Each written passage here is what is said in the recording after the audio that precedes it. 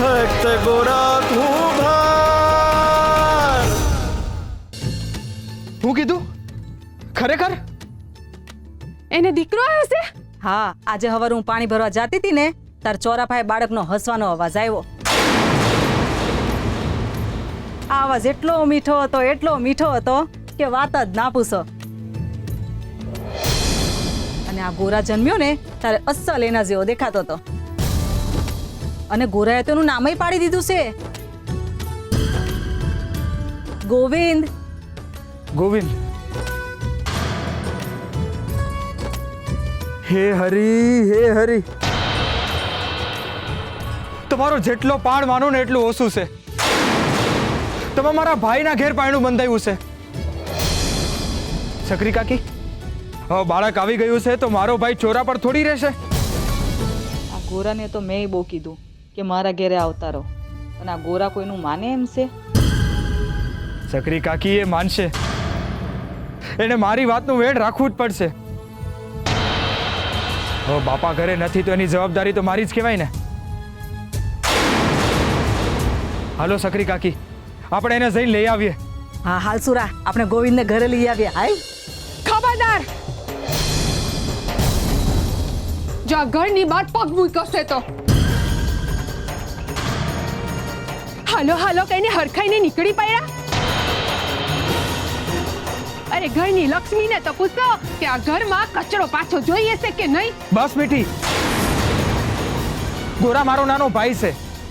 તને ગોરાને તુલસીઓ નથી ગમતા, પણ નાના જન્મેલા બાળ ગોવિંદે તારું શું બગાડ્યું છે? ક્યાંક તો હરીની બીક રાખ. હું કીધું તમે? તો બીજું શું કહું? હું અટાણે જ એમને લેવા જાઉં છું. હાલો છકરી કાકી. હાલો.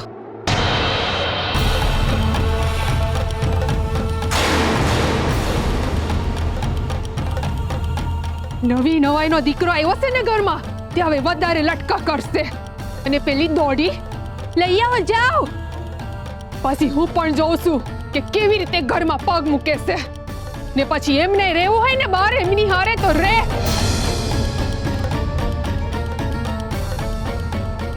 પૂજારી બાપા.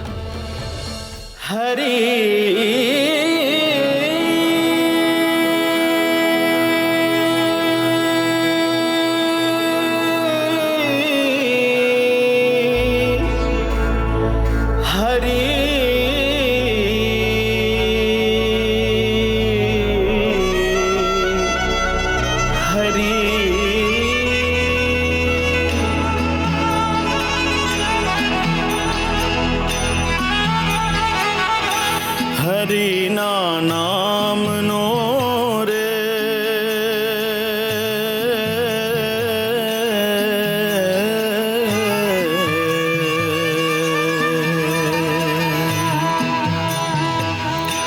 હરિના નામનો રે સૌથી મોટો છે આધાર. હે હરિના નામનો રે સૌથી મોટો છે આધાર. હરિના નામનો રે સૌથી મોટો છે આધાર. બા, મારા ધણી તમારી મદદ કરશે હો.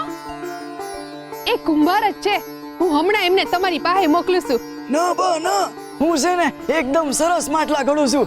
યુવરાજના લગન હાટું હું જ સહાયક બનીશ. મને તમારી હાથે લઈ જાઓ. હેડો.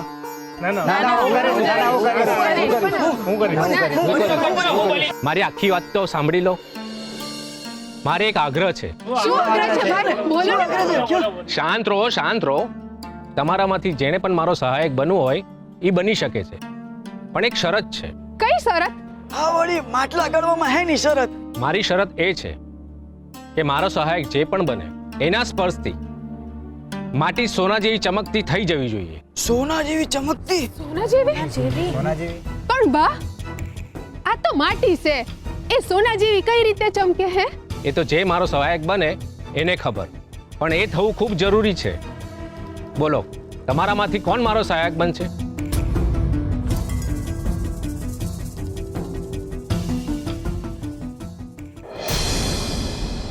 હરે કૃષ્ણ.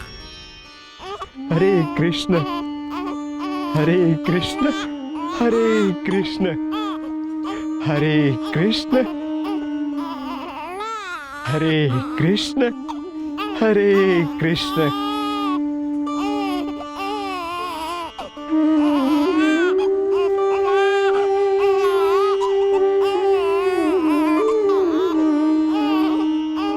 તુલસી, મને લાગે છે આપણે ગોવિંદને કંઈ ખવડાવવું જ પડશે તો જ છાનો રહે. તુલસી, તુલસી, તમને શું થાય છે?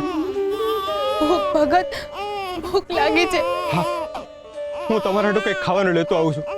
તમે ચિંતા ન કરો, હું હમણાં જ ગામમાં જઈને કંઈક કામ કરતો આવું છું. ત્યાં સુધી તમે આ ગોવિંદને હાચવો ને હરિનું નામ લેતા રહેજો. હા, હરે કૃષ્ણ હરે કૃષ્ણ હરે કૃષ્ણ હરે કૃષ્ણ.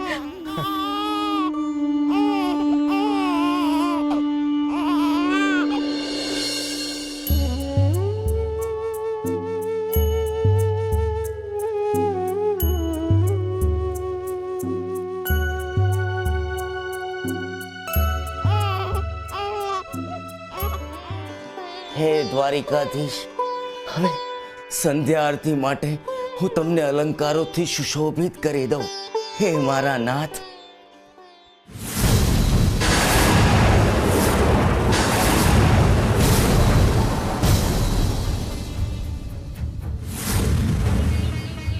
શું થયું? આ ઘરેણા ક્યાં ગયા? હે મારા નાથ, સવારે તો અહીંયા જ મૂક્યા હતા અલંકારો, ક્યાં ગયા?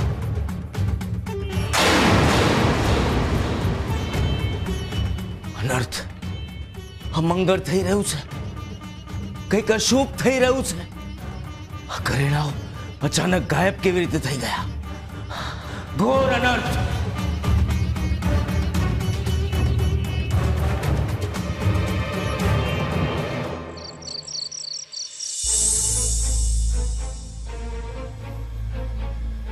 મીઠી, તે આ હું કર્યું?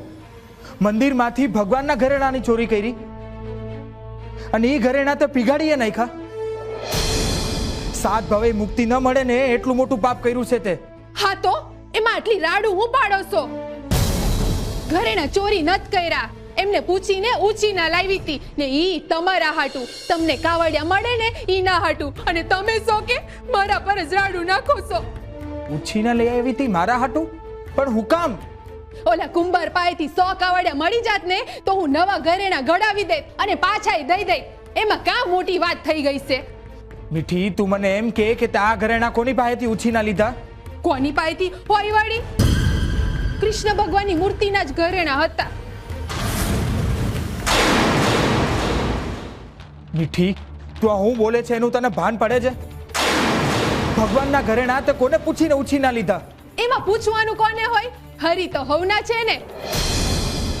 અને હું ક્યાં હંમેશા માટે લાવી હતી? હે, પાછા તો દેવાની જ હતી ને.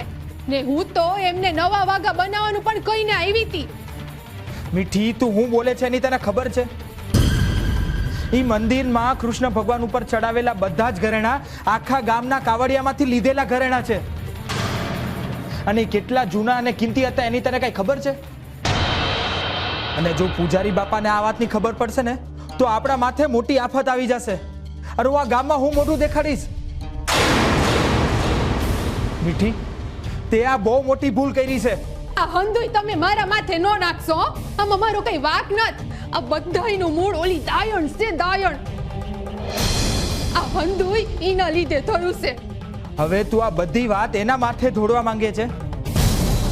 અરે આ બધી વસ્તુ તે કરી છે, એમાં એ બિચારીનો હું વાક? એણે જ મને આમ કરવાનું કીધું તું ને આ બધું મારા મગજમાં ઠુસાવી દીધું. અટાણે મને બહુ બીક લાગે છે. હો, આ ઘરેણા ચોરી થયાની જાણજો પૂજારી બાપાને થાય તો એ તો આખું ગામ માથે લેશે, આખું ગામ. અને ચોરને પકડવામાં કોઈ કસર નહીં રાખે. હું પકડાઈ ગઈ તો મારે તો આખા ગામની સામે નીચું જોવાનો વારો આવશે. મારી ગણતરી મૂર્ખામાં થશે. ના ના ના ના, હે ભગવાન, મને બચાવી લ્યો ભગવાન.